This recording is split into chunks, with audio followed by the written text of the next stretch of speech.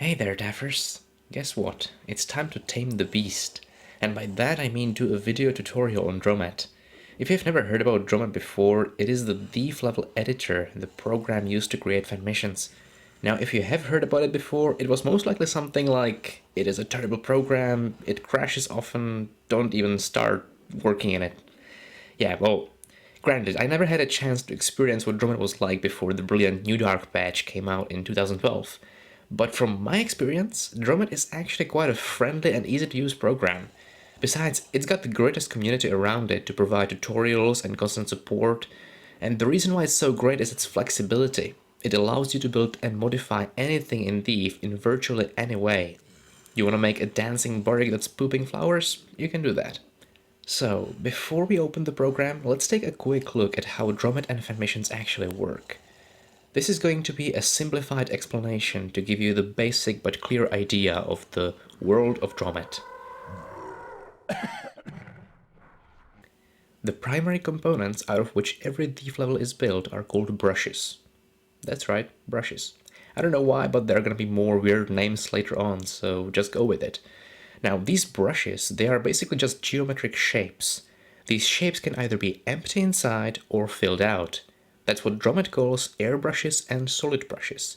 So airbrush cube is empty, it's like an empty box.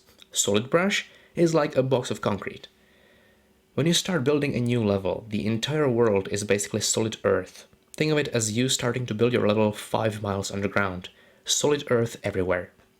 Now, how you build is very simple. You start by placing these empty geometric shapes called airbrushes, and you basically start carving out your level. You can use any of those shapes, you can change their sizes, make them tall, wide, narrow, tiny, etc. It's like Lego. Then you can bring those solid brushes. Those are the ones filled with concrete, and after placing those down, you can once again use airbrushes to carve into them. Now that really opens up a lot of options and makes building very easy. Say you want to build a city. You start by placing one giant airbrush, then place a bunch of solid brushes as buildings, and then carve inside those with airbrushes to create the interiors. So there. These basic brushes form the hard structure of the level, the terrain, if you will. Now, how do we make something such as a flower? How could we ever model that with brushes? Well, we couldn't. So let's take a look at primary component number 2, objects. Now, objects are individual items which are already modeled and that we just place into our level. For example, the flower. Unlike brushes, objects are flexible. They can move while you play the mission, they can be teleported, modified in many ways. Furniture, doors, guards, lights, sounds, all of those are objects. They are like decoration for your hard structure. So that's pretty much it for the introduction of the basic idea. Now, if you feel like you want to try this Lego out, keep watching. If not, run like hell because Dromed is addicting. Trust me. Alright, welcome to my desktop. So the next part is going to deal with patching, installation, configuration and all that stuff. It's gonna be not more than 5 minutes. So let's see.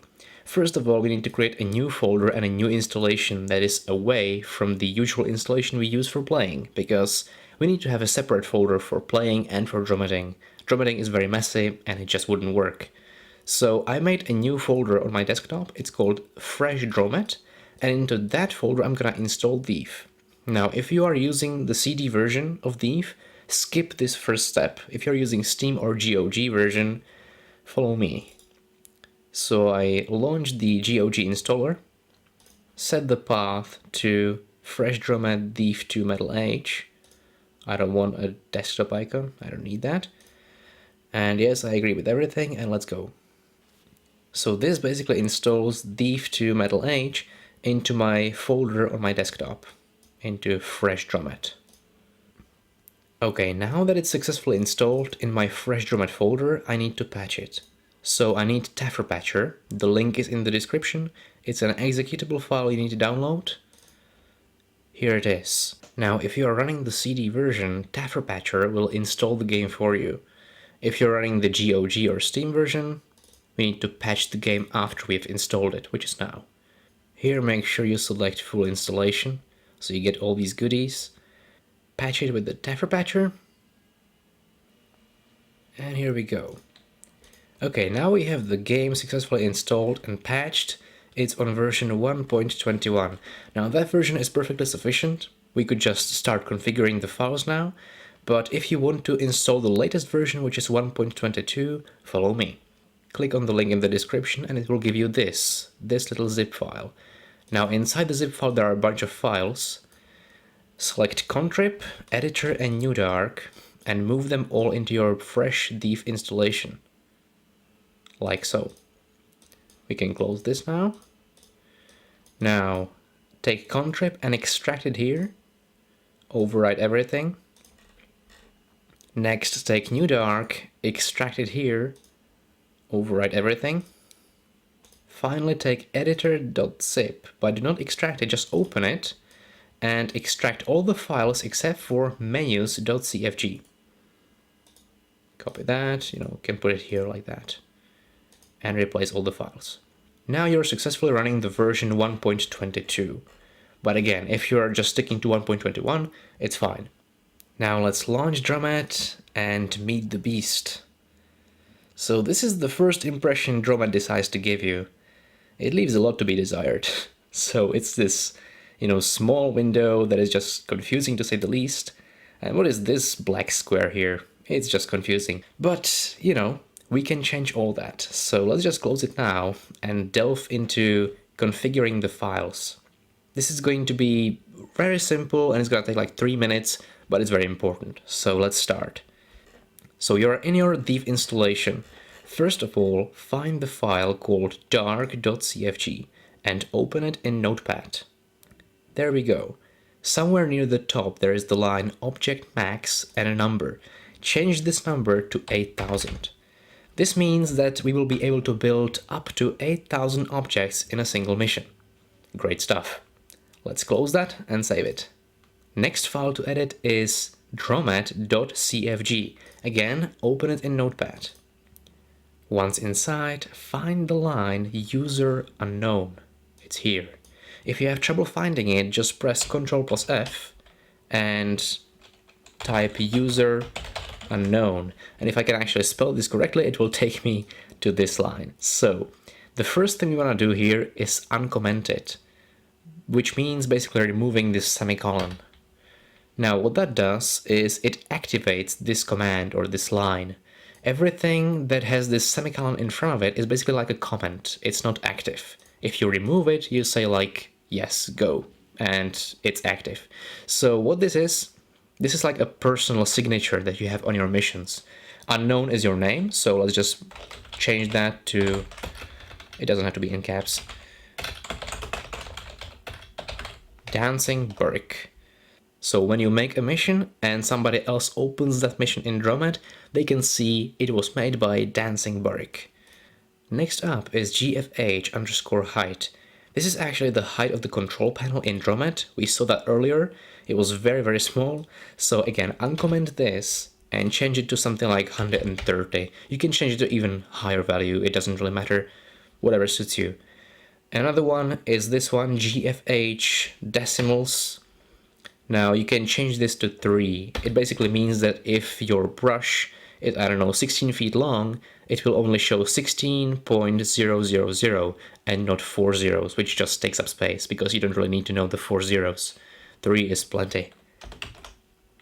Okay, next line, make sure that show world limits is uncommented, so there is no semicolon in front of it. And the same goes for this one, brush centers 1. Uncomment this line, remove the semicolon, make it active. Now let's close this file, save it and close it, and find the next file. It's user.cfg. Again, open it in Notepad. Now this one is actually quite short. That's a good thing. What we need to do is make sure that no endgame, monologue, and vbrush snap are uncommented. So if any of these contain a semicolon in front of them, just remove it. Now to the important stuff. Dromed window size. So you saw that Dromed window earlier, we had 800 times 600 pixels. That's just a joke, right? Of course it is. So I'm using the resolution 1920 times 180. If you're using the same resolution, the best Dromed resolution for you is going to be 1862, 980. I think that's the best resolution you can get because it's basically like full screen. It leaves enough space for the taskbar and everything, but you use as much of your monitor as you can. Now, this alone would not do because Dromed is not that simple. So there's one more file we need to edit. Find a file called camext. It's cam_ext.cfg. Again, open it in Notepad. Somewhere in the first fourth of this file, can't find it now. There it is. There are a bunch of resolution options. They are all commented, so they are inactive. And these are basically user resolutions. You can just make any resolution you want. What we need to do is enter our resolution here. So just hit enter a bunch of times and type user mode 1, and then there are going to be 5 numbers following with spaces in between. The first 2 are our resolution, in our case 1862/980. The next number, the one in the middle, is bit depth. Now this one needs to be 16 for it to work. I don't know why, but it doesn't work with 32. Who cares? So the last 2 numbers represent the ratio. So the ratio here is going to be 19:10. And that's it. So just save this file, close it, and you're pretty much done. Now one more thing. Yeah, it's gonna end sometime, I swear. One more thing. We need to go back to our original Div2 folder where we are playing and grab our hotkeys. So I'm just gonna go to this folder and grab the file user.bnd, copy it, and paste it in your new, fresh Div2 installation. And that's it, now you have your hotkeys. Okay, and now last 2 things, because this doesn't end. So find a file called cammod.ini, it's cam_mod.ini,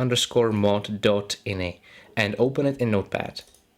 Now go to the bottom of the file, and the bottom of the file should look either like this, or like this, or pretty much anything in between. Either way, make sure that all these mod paths have semicolon on the left.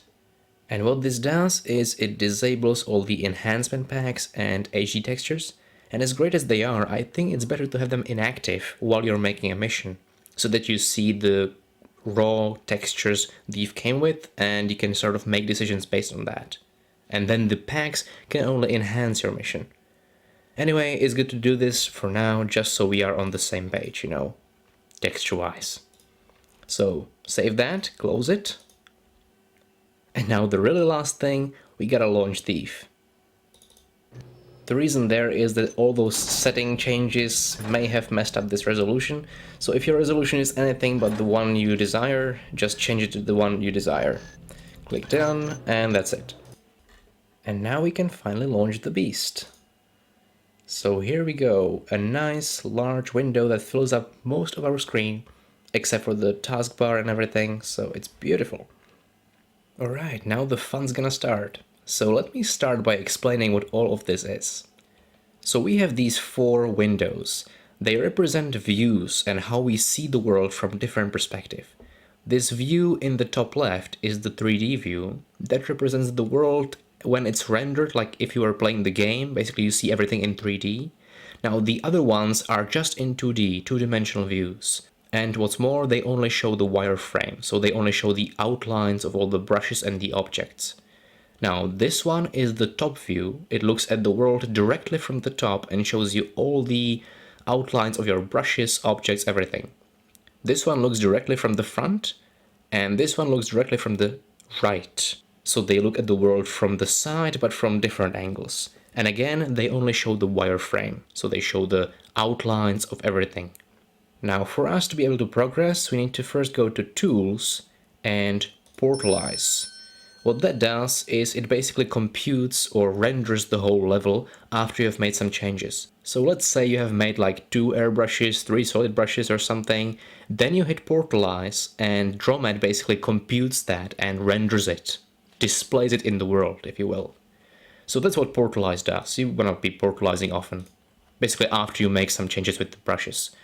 So that did it basically, and one more thing we need to do is hover your mouse over this 3D window, right click, hold the right click, go to Solid plus Selection and release it.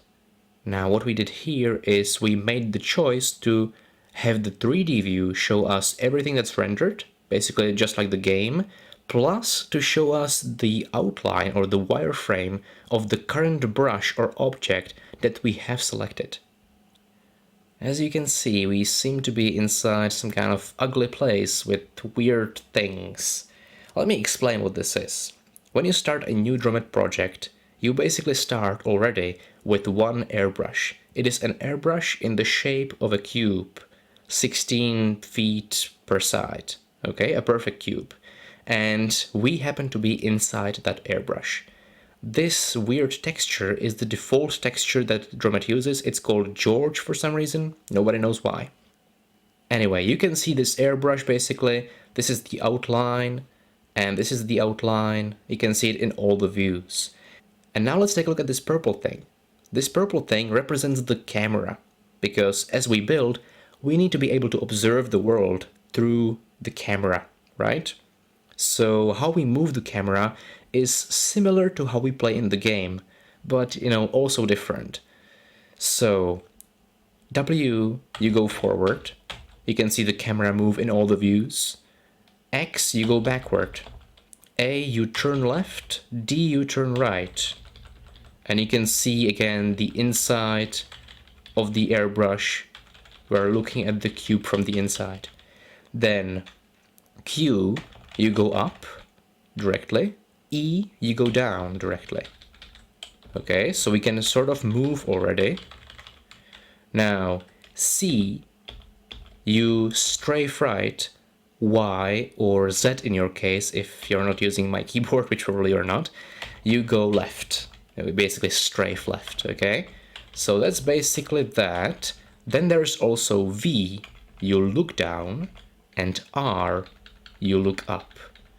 Now, as you're playing with these keys, it might happen that you'll basically mess yourself up, like, in various ways. So whenever you are completely lost as to which way you're looking, hit F. F stabilizes you back to normal level. So you're looking like a human being again, and not upside down or anything. Okay? So basically these are kind of hard to get used to at first. It's, yeah, hard to get used to, but once you get used to it, you don't even notice it anymore. And it doesn't mess up your game either, because you're still able to play, and at least I am. So that's fine. Anyway, so this is how we move the camera. You can see all those views correspond with a 3D view. This is the camera from the top, from the front, from the right, and the 3D window. Now, this is kind of dark, right? One more thing we're gonna learn before we jump into the game is a keyboard shortcut. Hold Ctrl, left shift, and O. What that does is it removes the dark lighting of Thief. It basically makes everything perfectly bright, 100% bright, and that's good if you are building the level, because you can see around. You don't have to, try to see through shadows or anything. Basically, it removes all the shadows, all the darkness, everything is bright. Perfect. So in this case, that makes this easier. Okay, now let's do something fun and go into game mode, shall we? So what you need to do is position yourself somewhere where you want to start, so not outside the brush, and hold Alt, press G. There you go. So Alt and G gets you into game mode. Now, this is where you can just run normally, basically as Garrett, not as the camera. This is where you are Garrett, so you're basically playing the game, playing your level, except everything is bright, but you can still hit Ctrl-Shift-O even in here and toggle the lightning into full bright or the shadowy normal Thief lighting. Now here you should also have your hotkeys, so you can basically jump and crouch and do everything that Garrett would do. And there's not much to do in this little cube, there's just one airbrush with a super ugly texture. So let's go back to the editor. Hold Alt, press E, and that gets you back. So you need to stay wary of one thing. While you're in game mode, never go to the menu and quit there, because that would basically close your Dromed. Okay, so yeah. And Dromed doesn't even warn you about do you want to save your mission? No, it just closes. So It's got a great sense of humor. So now that we're back in edit mode, it's time to learn about zooming and the grid. So in these three windows, if you right click in one of them, I usually do it in the top view, right click there, hold it, you see several options. The ones we want to focus on right now are zoom in all and zoom out all. If you hit zoom out all, you can see it zooms out all the three cameras, all the three views. So it's good to do that, always zoom out all and not just zoom out, because that would just zoom out your one camera and you would go out of synchronization. It would just be bad because you'd be confused, where is what, and stuff. It's not good. So if that ever happens to you, just right click, zoom back in, so you are synchronized again. Now the next one we're gonna learn is teleport camera. Let's say that you are looking at your level and it's big, and everything. I wanna go here and look there. So you are looking at the top view, just right click and let go because it's right the first choice there. Teleport camera. It teleports the camera to any point you want. Right click, let go. Right click, let go. This is how I usually move around the level. Except we now only have one airbrush, so it's pretty pathetic, but we'll get there. Okay, so now let's take a look at these lines here. Do you see those? Those represent the grid. Now the grid is like a system that makes sure that every brush you build and modify always remains clean. So all the brushes you make and modify are aligned with the grid, as you can see, or they snap to the grid. Now this grid is very large and kind of constricting, so we can change the grid size over here. You see grid size and a number. We can go down to 15, 14, and if we zoom in with all, we can see we can even go to like 13, 12, 11. 11 is the absolutely lowest value you will need to ever go to. I don't think you will need to go below 11, I never have. So let's just put it on 13 for now and take a look at what these other numbers mean. Now, as I have the brush selected, since it's the only brush in the level, you can see it's already selected. But if you want to select a brush later on, just left clicking on the corner of the brush will select it. So on the left panel here, we can see these three columns with some values there. Those are the values of the current brush we have selected. Taking it from the right column, this column shows the dimensions of the brush. So it is a perfect cube with 16 feet per side.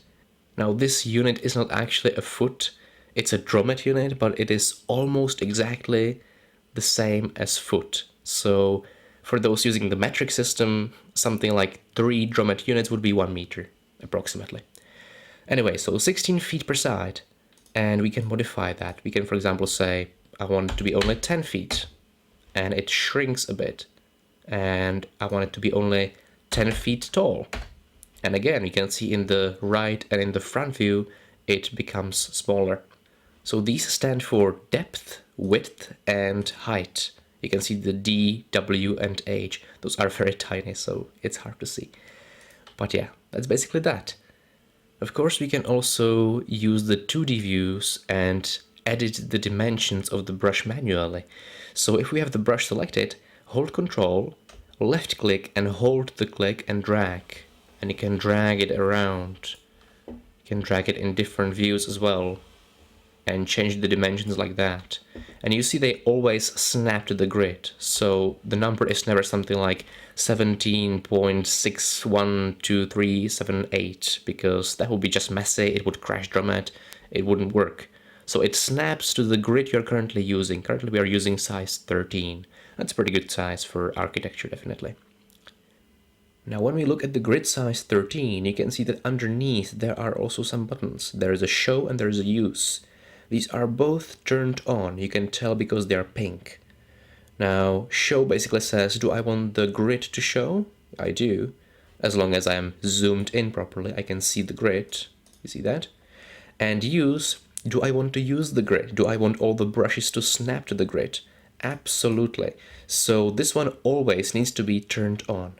This is one of the most important aspects of Dromeding. Basically, the grid always needs to be turned on. If it's off and you make some brushes and they end up being messy, like the values I was talking about earlier, 17 point something, Well, then if you try to portalize that, Dromed just says no way and crashes on you. So always make sure that grid is turned on, that you have use and show, they are pink or purple or whatever, they are active and turned on. So now we have taken a look at the dimensions. Let's take a look at this column on the left. This one represents the location or the positioning of the current brush. Again, we have this brush selected, so let's take a look at these. These are basically the X, Y, and Z axis. So imagine the 3D world. The Z axis is the vertical one, and the X and Y are the horizontal ones. So if I edit this and I type, for example, 5, you can see the brush moved on the X axis. We were able to see it both from the top view and from the right view, but not from the front view because it actually moved toward us. Now, if I move it on the Y-axis by 5, again, we can see it move in this direction this time. And now the Z-axis, let's say I want to elevate it by 5 feet, or 4 feet, for example. So 4, enter, and you can see it moved upward on the Z-axis in the front view and the right view, but not in the top view because we are looking at it from the top, obviously. Now, if we look in the 3D view and move around, you can see that the brush, the outline of the brush, has actually moved a little bit, but the rendering is still old. So what we need to do is portalize. And this basically updates all the changes you have made to the brushes, right? So we have moved the brush and we have changed its dimensions. Now we could go into game mode and try it all out. But first, let's take a look at this. If you click game on this panel and find this command, persistent player position, what this means is that when we go into game mode, we will appear exactly where the camera is, where this camera is, and not at the starting position, which was 0, 0, 0, or later on, the starting position you establish for the mission. So let's click that. And now, for example, I can position the camera like near the top and go into game mode. And you can see I sort of fell from the ceiling because I appeared over there. So this is our new brush. It is a little more spacious, but it's still ugly as hell. So let's go back. So that would be dimensions and positioning. Now there's also rotation. Basically rotation is in degrees, so for cubes you only want to be using like 90, 180, 270. For example, like this, you can see the brush rotates, or here 90, again you can see how it rotates. But that would basically be all the angles you need for a cube brush. If you want to make something like a ramp, it's always better to use different shapes. You remember at the beginning we mentioned different shapes? So we'll get to that later, and you can use like a wedge or something to create a ramp and roofs and stuff like that. So for now, let's portalize this again because we changed the rotation. And let's take a look at how we can actually move the brush in the 2D views. So remember that Control and left click was changing the brush's dimensions, right? If you hold left shift and click and drag, you move the brush. Brilliant, isn't it? And again, you can move it here and here. And again, portalize. And go into game mode to make sure everything is cool. So now it's standing upright like that. So that's that. And now we can make more brushes. How do we make more brushes? First, we need to look at this control panel again. So first of all, there are these 4 modes: create, layout, scroll, and filter. The only one we'll be using for now is create, so just need to make sure it's active. If you click one of these, then this one is active, or this one, or this one, so make sure create is active. If it's active, then you can choose from this list, these 6 items, what you are creating. So we're creating a brush. We can also create light, area, object, flow, room. We'll get to those later. For now, we're creating a brush. So in short, for creation of a new brush, you need to make sure you've clicked create, or you have create active and brush active. So all you need to do to make a new brush is left click into empty space, drag and release. There you go, you made a new brush. Now if we portalize, we can see that this brush actually isn't connected with the brush before, so you know, if we go into game mode, we can go into the other brush, obviously. So let's connect them, okay? We know that if we hold shift and drag left mouse, we can put it all the way close to it, and now they're connected. And let's just drag it a little bit upward. So now we have something like a stair here. Let's take a look. Okay, so you see this is the first brush, then you jump up here, and you jump into the next brush, which is slightly narrower. And you can go up here, and then go down there. Brilliant. So that's how you connect brushes, how you make brushes. Again, you can change the dimensions, and of course you can change the dimensions here. So for example, I can make it only like 6 feet tall or 8 feet tall. So I'm able to mantle up there. Portalize. And go up there. See, and I can go up here and go back down. Alright, now before I go more in depth into how you build with brushes, how you clone them, copy paste them, modify them further, use different shapes, let's change this texture because this texture is getting on my nerves, and I'm sure yours as well. So let's take a look at textures. If you hit Alt-T, it will bring up the texture palette. Alternatively, you can go to editors and bring this texture palette. It's on F7 for some reason. I've always been using, hold on, look, it works. So F7 or Alt and T, or, you know, go manually through the editors. Anyway, it brings up this window. So what this window does, first of all, you can change the dimensions here. That's brilliant. And it shows you all the textures you have. So this is pretty pathetic. All we have is the George texture, the default texture, and the sky texture. More about that later. What we need to do first, we need to load the textures. So how you do that is you right click in the gray space here, go to load, and now you can either load texture, you know, which loads a particular texture, or you can load a family of textures. Now here we go again with the weird names, because a family here is basically a folder. All the textures are classified in separate folders, and I don't know why they're called families, but they just are. So let's go with it and load the family or folder core 1. Those are the basic textures of the Eve. So it loads all these textures.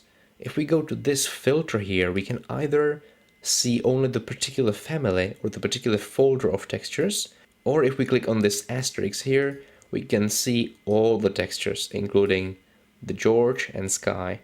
Now this will do for the time being. Now how we texture, when you have the texture palette up, you can still click on this and move in the 3D view. And how I usually do this is I just left click one of the textures I want to use and left click a face or a side of the brush, and I can still move around. So I can basically go ahead and just do all this. Now I've basically covered all the walls with this stone texture, but I want to be using something else for the floor. So let's just find something good, like cracked. Why not? And use it for the floor. And now let's use something for the ceiling. Some kind of wood would be good. For example, wood plank. Again, look up and use that for the ceiling. Perfect. Let's go in game. And as you can see, in game it looks much better now. So we have these two brushes, we have the floor of some kind, and the ceiling. So that's really enjoyable, isn't it? We can also toggle the lighting again, like that. Except now we don't really have any light sources yet, so it doesn't do much except put shadows everywhere. Now let's go back. And now before we go on with all the fun stuff, we gotta do something tedious again. It's gonna be really quick though. So when you start a mission, you always need to load certain scripts. You don't really have to worry about what they do. All you need to remember is just go into this command window at the bottom right. Click there so that you see the cursor and type script underscore load gen. Hit enter. And then again, click there to display the cursor. Script underscore load convict. Enter.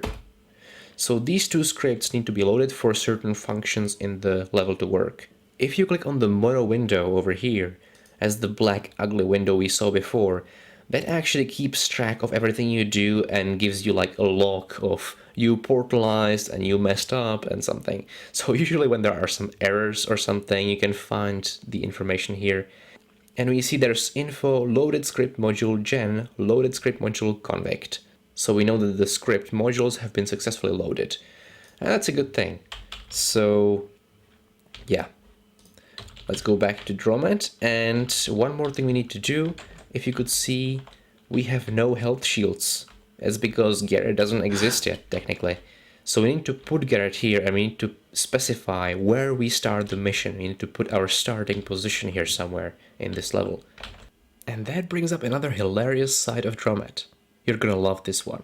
So remember when I click on a brush, we see the position, right? Like 5, 7, 4 feet on the X, Y, Z axis.